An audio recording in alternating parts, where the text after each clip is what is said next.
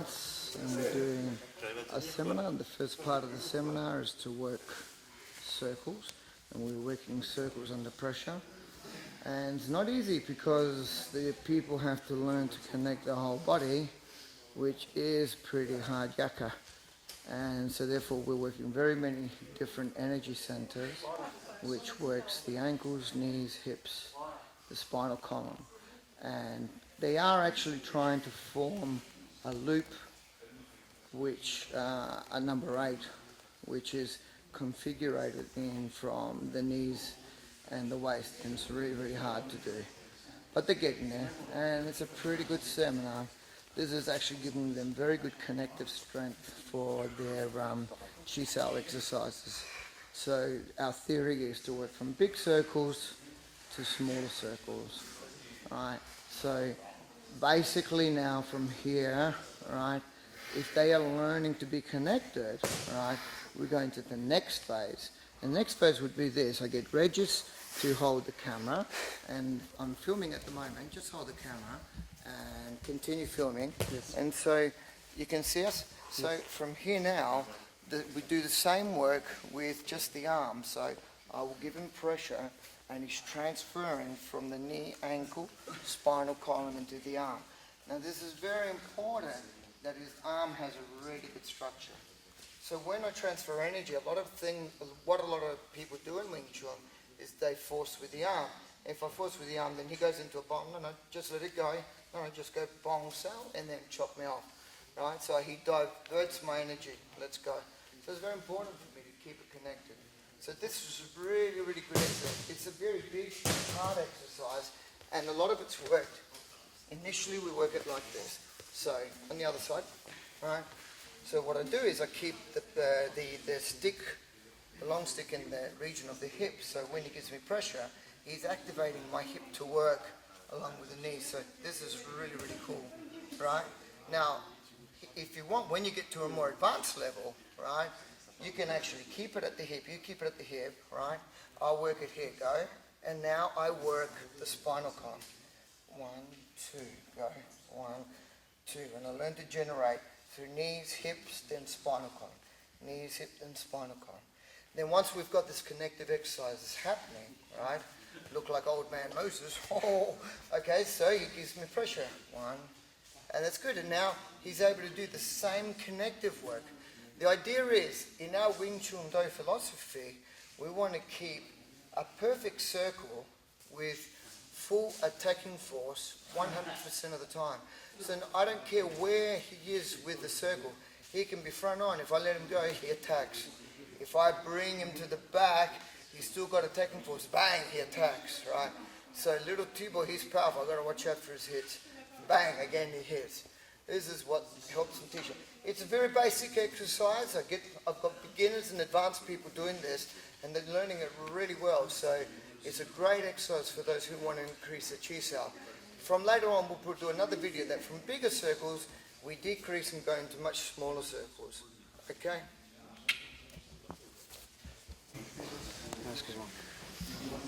Yeah, just doing it slowly. Give him pressure. More pressure, more pressure. The idea is to catch him off balance. Yeah, that's pretty good. Can you do that one more time?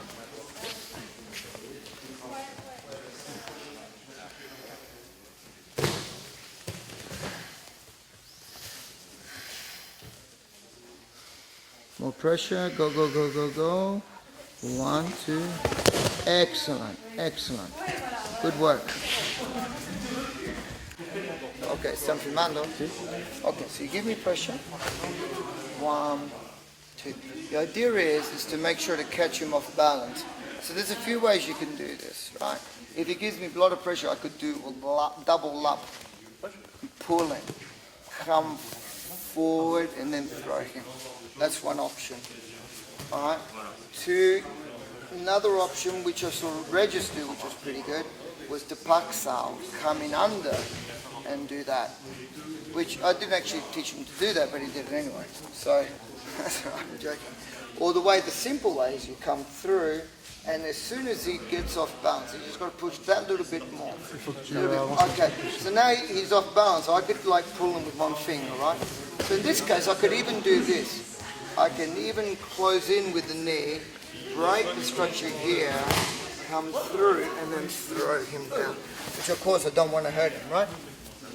And it becomes really good. So that's why it's a game of balance, you know. And one exercise that you can learn to do when you get more advanced, that if I do pull you, that you don't fall off balance. But ask him to double lapsa. Là, tu vas le tirer avec les deux mains. Avec tes deux bras, tu attrapes son bras. Vas-y, attrape son bras et tire. Pull. So he pulls me hard, tell him to pull me hard. Et plus fort. Boom, and I still keep my balance. This is really important, so I can still be combative even though he's tried to lapsa me down. This is really important to let go of all tension in the trapezes here. So there's your 3 variations you can use. Underway? Okay, so what we're looking at a big problem. We're trying to understand thrusting elbow force. And this is something that they taught me when I was a little kid, and I never got it, but it took me years to understand it. Problem is that it's so simple that it's hard to do, all right? Because everybody is so used to using shoulder force, right? And what happens is that when you use shoulder force, if Isabel now pulls me down, I will lose, down like a jutsu, I will lose my center of balance because the shoulder is pushing. So if shoulder pushes, I go down. Instead, the idea is that there's a lot of power in the elbow force if I was just to extend. Now, when I extend the elbow, this is really top secret information. And what it is, I'm doing a double message. I'm giving forward pressure, but the elbow is pushing me back. So I'm now in line with my center line, with my gravity line. So now if she pulls me down, I don't go anywhere. Actually, if she goes down, pulls me down, I have power, let go, bang, to come back and attack. So it's really important, and this connects a lot to the Sunim Tao, right? A lot of people just misunderstand the Sunim Tao.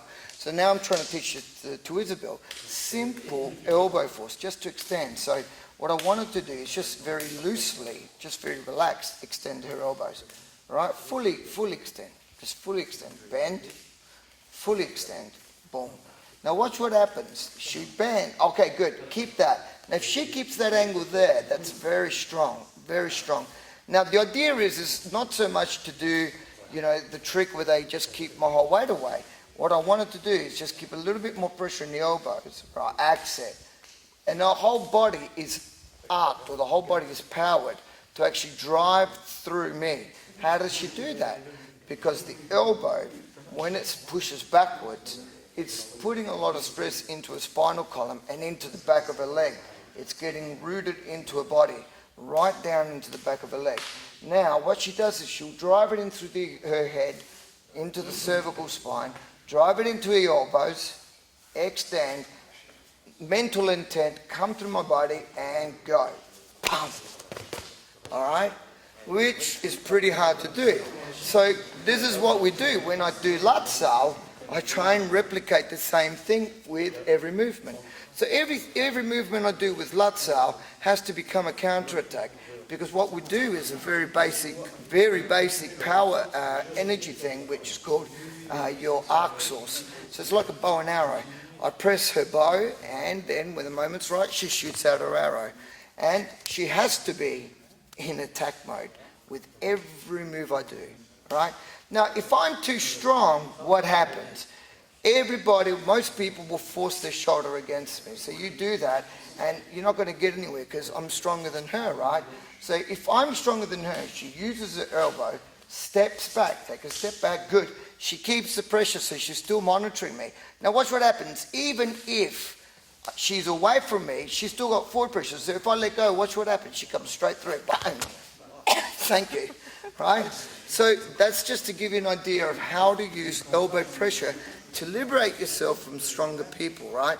Now, believe it or not, even though I might be bigger and stronger than her, I still use the same power principles to work around the force. Because if I'm going to beat her like, hey, I'm stronger, and I trap her, what is that going to teach her? It's not going to teach her anything.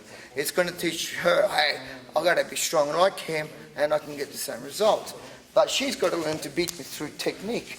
And one of the secrets is through elbow force. And no, there's no chance. If I make a mistake, she's through. Bang! And that's how Wing Chun should be taught, especially on a basic level. True? Let's say goodbye to the public.